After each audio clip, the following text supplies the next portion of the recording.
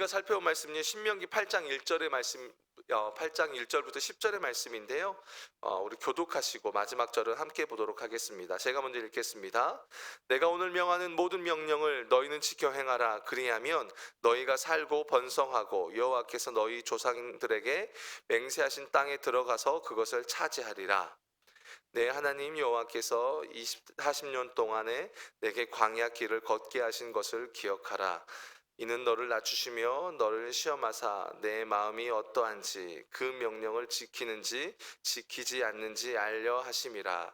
너를 낮추시며 너를 줄이게 하시며 또 너도 알지 못하며 내 조상들도 알지 못하던 만나를 내게 먹이신 것은 사람이 떡으로만 사는 것이 아니요 여호와의 입에서 나오는 모든 말씀으로 사는 줄을 내가 알게 하려 하심이니라.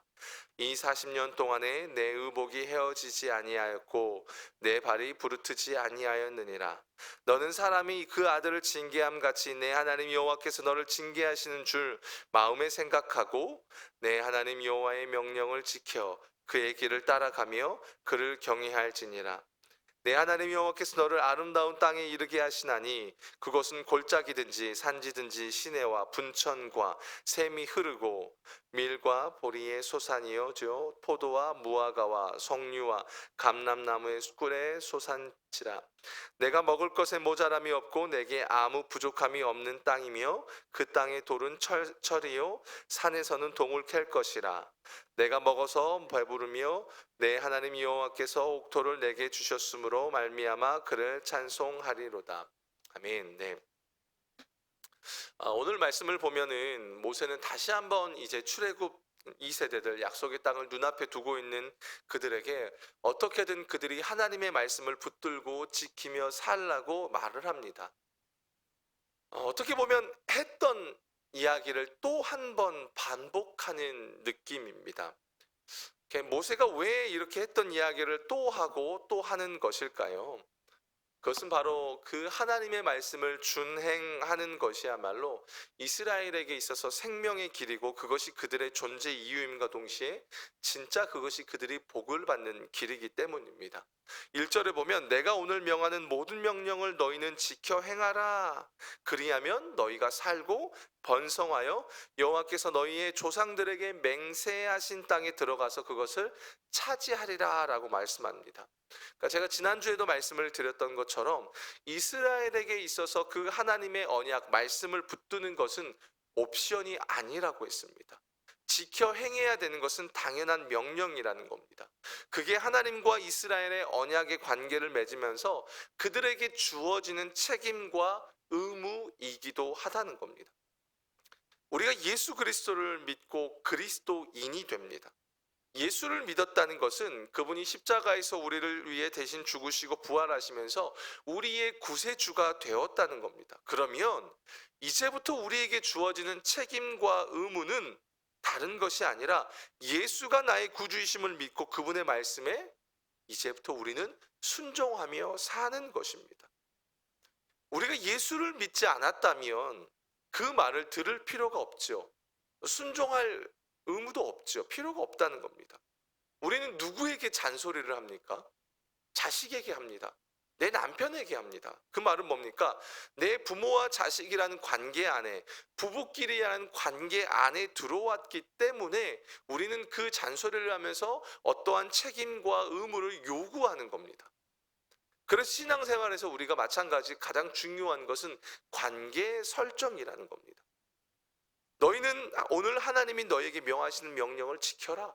너희와 하나님과의 관계가 어떠한 관계이냐 이걸 놓치지 말아라 라고 이야기하시는 겁니다. 모세가 지금 그 이야기를 하는 겁니다. 그러면서 거기 1절에 보면 너희가 살고 번성하고 라고 말합니다.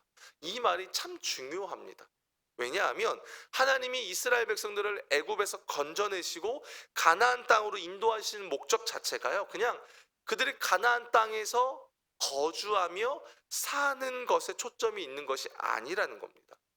무엇에 하나님의 목적이 있냐면 번성하는 것에 하나님의 초점이 있다는 겁니다. 출애굽기 19장 5절 6절에 가면 하나님이 이스라엘 백성들을 애굽에서 건져내시면서 그들을 향한 부르심을 이야기합니다. 그게 뭐냐면 제사장 나라입니다. 한마디로 이 하나님이 이스라엘을 애굽에서 건져내신 이유와 목적이 뭐냐면 그들을 향한 하나님의 부르심과 목적, 그 죄악으로 가득 찬 그 가나안 땅에서 단순히 거주하며 사는 것으로 끝나는 것이 아니라 그들이 그 가운데 번성하는 가운데서 제사장 나라의 사명을 감당하라는 겁니다. 그게 아까 말씀드린 거기에 그들이 거주하며 번성하며 차지하라는 말 속에 들어가 있는 겁니다. 마치 이겁니다. 하나님이 아담을 창조하십니다. 에게 어떠한 사명을 주십니까? 생육하고 번성하고 땅에 충만하라, 땅을 정복하라, 그 약속을 주셨습니다. 그 말은 뭐예요? 아담이 단순히요 하나님의 창조에 의해서 생명을 얻는 것으로 끝나는 것이 아니다라는 겁니다. 요 개념이요 여러분 신약으로 넘어와서는 어떠한 개념으로 바뀌어지냐면, 여러분 우리가 너무 잘 아는 말씀이 있습니다. 사도행전 1장 8절에 보면 어떻습니까? 오직 성령이 너희에게 임하시면, 다른 말로 하면 뭡니까? 너희가 진짜 예수를 믿고 너희 안에 예수가 들어오면, 너희 안에 성령이 들어오면 어떻다는 겁니까? 그 다음부터는요 예루살렘과 온 유대와 사마리아와 땅끝까지 이르러 내 증인이 되라라는 겁니다. 우리가 예수를 믿고 성령이 우리 안에 내주하시는 이유가 뭡니까? 그냥 우리가 잘 먹고 잘 사는 것으로 끝나지 않는다라는 겁니다. 우리는 예수를 믿는 자로서 이 땅에서 풍성한 생명력을 지니는 삶을 살아야 한다는 겁니다. 왜요? 그래야만 예수를 믿는 삶이 무엇인지를, 그리고 그것은 궁극적으로 예수가 어떠한 분이신지를 우리는 증거하는 삶으로 우리는 이어져야 한다는 겁니다. 지금 하나님이 이스라엘 백성들에게 그 이야기를 하는 겁니다. 근데 문제가 뭡니까? 이스라엘의 결정적인 문제가 뭐냐면 신분은 있는데 수준이 안 되는 겁니다. 이 말의 의미를 여러분 이해가 되십니까? 하나님의 부르심을 받은 제사장입니다. 근데 제사장다운 모습이 없다는 겁니다. 가나안 땅에 가서 생명력 있고 번성해서 하나님을 증거해야 해야 되는데, 문제는 그 신분에 맞는 수준이 안 된다는 겁니다. 무엇을 통해서 확인할 수 있습니까, 여러분? 광야 40년입니다. 이스라엘의 광야 40년을 통해서 이스라엘이 하나님으로부터 신분은 받았지만 그 신분에 맞는 수준이 없다는 것을 깨닫는 겁니다. 그들이 출애굽에 관한 정탐을 하게 됐죠. 출애굽하고 난 이후에. 그리고 나서 불순종하면서 광야 40년을 합니다. 그래서 민수기 13장 14장에 가보면 이스라엘의 광야 40년을 하나님의 말씀에 순종하지 않은 반역의 결과라고 이야기합니다. 그런데 하나님께서는 지금 이제 이 가나안 땅을 앞둔 2세대들에게 그 광야의 시간을 다시 한번 다른 관점으로 설명하면서 강조하면서 이야기하고 있는 겁니다. 2절에 보면 이렇게 말하는 거예요. 내 하나님 여호와께서 이 40년 동안에 내게 광야길을 걷게 하신 것을 기억하라. 이는 너를 낮추시며 너를 시험하사 내 마음이 어떠한지 그 명령을 지키는지 지키지 않는지 알려 하심이라. 이스라엘을 낮추시며 시험하사, 한마디로 뭡니까? 약속의 땅에 가서 번성하고 차지해야 될 사명을 그들이 받았지만 그 수준이 되지 못해서 하나님이 어떻게 하셨다는 거예요? 광야 40년을 돌리시면서 그들을 낮추시고 때로는 그들의 마음을 시험하시면서 훈련시키셨다는 겁니다. 그리고 그 이야기를 지금 2세대들, 약속의 땅을 눈앞에 두고 있는 그들에게 이야기하는 거예요. 그러면서 그들에게 그 광야 40년을 타산지석 삼아서 너희가 이제 들어갈 땅, 가나안 땅에서는 너희들 이제부터 너희 조상들처럼 살면 안 돼. 너희가 그곳에서든 사는 것을 넘어서서 생명력이 있게 넘쳐서 번성해서 너희가 제사장 나라의 사명을 감당하라는 하나님의 의도와 목적이 거기에 있다는 겁니다. 그러면서 하나님이 모세에게 아주 중요한 이야기를 하게 하세요. 3절을 보면 너를 낮추시며 너를 줄이게 하시며 또 너도 알지 못하며 내 조상들도 알지 못하던 만나를 내게 먹이신 것은 사람이 떡으로만 사는 것이 아니요 여호와의 입에서 나오는 모든 말씀으로 사는 줄을 내가 알게 하려 하심이라. 여러분 그 3절에 보면 어떤 말이 반복됩니까? 알다라는 말이 반복됩니다. 처음에는 처음 두 번은 이스라엘 조상과 이스라엘 백성들이 알지 못한 것을 언급하면서 과거의 사건을 가리킵니다. 그리고 마지막엔 뭐라고 나와요? 내가 알게 하려 하심이라 라고 하면서 미래를 가리킵니다. 그리고 그 아는 것이 1절에 나온 하나님의 모든 명령을 가리킵니다. 그 말은 뭐냐면 지금 하나님의 뜻이 어디에 있다는 겁니까? 이스라엘을 낮추고 그들의 실력 없음을 드러내면서 결국에는요, 이스라엘이 사람이 떡으로만 사는 것이 아니요 오직 여호와의 입에서 나오는 모든 말씀으로 사는 것을 알게 하려 하심이라는 겁니다. 여기에 하나님의 의도가 있다는 겁니다. 너희 조상들 기억하지? 너희 조상들의 때 너희 기억하지? 그걸 통해서 너희가 깨달아야 되는 게 뭐냐면 너희가 진짜 번성하면서 살아갈 수 있는 이유와 근거와 비결이 어디에 있냐면 너희는 그 말씀대로 살아갈 능력이 없어. 그래서 너희는 오직 하나님께 말씀을 구하고 그 말씀을 지키며 살아가야 한다라는 겁니다.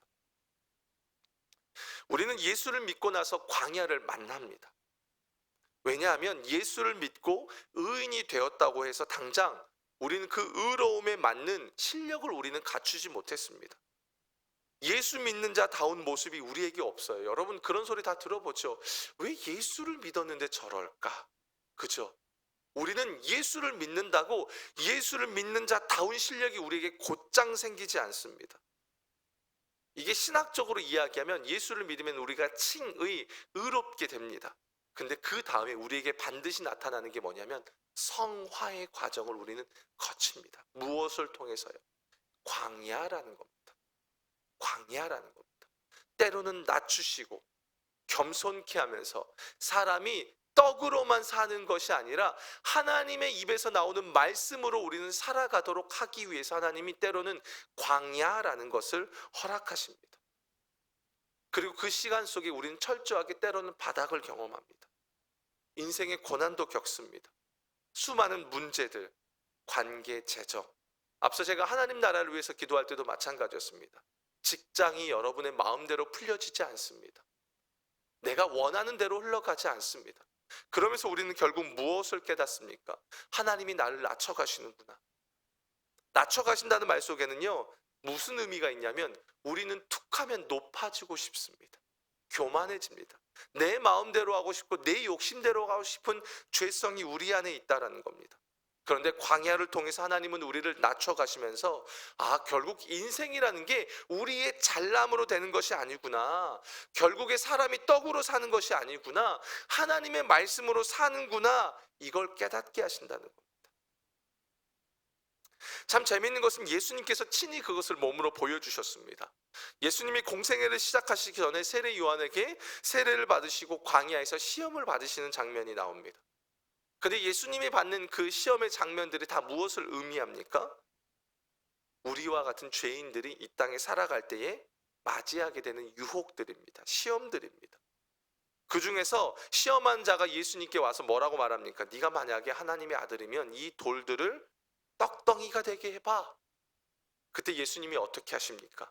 이 신명기 8장 3절의 말씀을 가지고 와서 사람이 떡으로만 사는 것이 아니요 오직 하나님의 말씀으로 사는 것이다 라고 하면서 이겨내십니다. 주님이 말씀으로 유혹을 이기셨고 그 예수님을 믿는 우리 또한 인생의 수많은 겪는 시험들, 광야의 훈련들을 겪으면서 우리 또한 말씀으로 사는 것을 이기게 된다라는 걸 보여주시는 겁니다. 그런데 일단 우리가 어떻습니까? 광야를 겪고 인생의 어려움을 겪으면 우리의 입에서 당장 불평, 불만이 나옵니다. 이스라엘의 역사도 그렇습니다. 그런데 하나님이 오늘 말씀 속에 뭐라고 이야기하시냐면 하나님이 우리를 인생의 광야 가운데서 그냥 덩그러니 버려두시는 게 아니라는 겁니다. 우리가 부모가 되면 때로는 자식들에게 좋은 것이 있음에도 불구하고 당장 주지 않을 때가 있습니다. 훈련을 시킬 때가 있습니다. 저 같은 경우는 자녀들에게 그렇습니다. 의도적으로 훈련을 시킵니다. 이것 먼저 끝내고 놀아. 저희 딸이 지금 방학이라서 이제 아침에 큐티를 시키고 성경 쓰기를 시킵니다. 하고 놀라고 말합니다. 훈련할 때 그러면서 어떤 뭔가 보상을 주기도 합니다. 근데 그렇다고 어떤 때로는 우리가 훈련을 시킬 때 그냥 버려두느냐? 그렇지 않죠. 오늘 말씀 4절에 보면 이렇습니다. 이 40년 동안에 내 의복이 헤어지지 아니하였고 내 발이 부르트지 아니하였느니라. 야, 봐라. 너가 그 광야라는 시간을 지나가지만 그 광야라는 시간 통해서 너를 낮추고 너가 떡으로만 사는 것이 아니라 하나님의 입에서 나오는 말씀으로 사는 거야 라는 것을 가르치시지만 그 속에서 어떻다는 거야? 네 발이 부르튼 적이 있느냐? 네 의복이 헤어진 적이 있느냐? 라고 말씀하시는 거예요. 분명 광야는 하나님의 훈련장이었습니다. 그런데 하나님은 그 가운데 그들을 향한 하나님의 은혜를 중단하지 않으셨다는 겁니다. 광야 생활 속에서 필요한 최소한의 생필품과 의식주를 끊임없이 공급하셨다는 겁니다. 물론 우리가 여기서 한 가지 걸리는 게 있습니다. 뭡니까? 최소한이라는 거예요. 만나와 메추라기가 여러분 어떻습니까? 하나님이 이스라엘에게 만나와 메추라기를 안식일을 제외하고는 쌓아두지 않게 하셨습니다. 근데 우리는 어떻습니까? 이 최소한 뭔가 쌓아두고 넉넉하고, 그죠? 통장에 잔고도 좀 있어야만 좀 살만하고, 그렇지 않습니까? 그래야 좀 누리죠. 근데 하나님은 어떻습니까? 주셨음에도, 그러니까 우리에겐 그런 거예요. 하나님이 최소한을 주셨음에도 불구하고 좀 더 넉넉히 주지 않았다고 불평합니다. 이게 우리입니다. 우리는 하나님이 그 가운데 최소한을 주면서 이것을 통해서 우리를 하나님의 사람답게 만들어 가시려는 하나님의 의도와 목적을 보질 못하고 그저 최소한을 준 것에 대해서 또 우리는 불평불만한다라는 겁니다. 하나님이 지금 이 출애굽하고 난 2세대들, 가나안을 앞두고 있는 그 출애굽 2세대들에게 이야기하는 거예요. 너희들 정신 차려. 너희들의 조상들의 광야 40년 봤지? 얼마나 엉터리였냐. 그런데도 하나님이 너희 조상들을 굶기셨니? 너희 조상들의 의복이 헤어졌니? 발이 부르텄니? 아니라는 겁니다. 왜 이렇게 하신지 아니? 라고 말하는 거예요. 사람이 아들을 징계함 같이 하나님께서 너희를 징계하시고 그 과정에서 하나님의 길을 따라가며 하나님을 경외하도록 하기 위한 거야 라는 거예요. 그러면서 너희 명심해라 라는 겁니다. 광야의 시간은 어떤 면에서는 징계의 시간이요, 또 어떤 면에서는 하나님이 세심히 돌보는 시간이라는 겁니다. 우리도 마찬가지입니다. 여기에 계신 우리 사랑하는 성도님들의 삶의 현장 중에 다 똑같은 삶을 겪고 계신 분들은 한 명도 없습니다. 다 다릅니다. 동일한 건 한 가지가 있습니다. 여러분이 겪는 그 현장은 동전의 양면과 같습니다. 어떤 때는 하나님의 은혜를 경험하는 현장인과 동시에 어떤 때는 결핍을 느끼고 또 그로 인해서 불평불만하면서 시험에 들 수 있는 곳이 될 수도 있다는 겁니다. 중요한 것은 우리가 어떠한 마음의 태도와 자세를 갖고 있느냐에 따라 달라진다는 겁니다. 사랑하는 여러분, 여러분에게 주어진 지금 그 삶의 현장에서 여러분은 무슨 훈련을 받고 계십니까?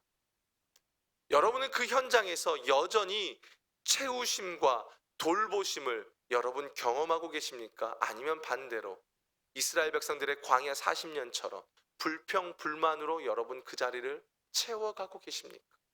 아니면 그 속에서도 여전히 발이 부르트지 않고 또 옷이 헤어지지 않는 하나님의 은혜를 경험하고 계십니까? 이스라엘 백성들에게 광야 학교는요, 굉장히 중요한 깨달음을 준 시기입니다. 오직 하나님의 명령을 지킬 때는 그들이 그 땅에서 살고 번성합니다.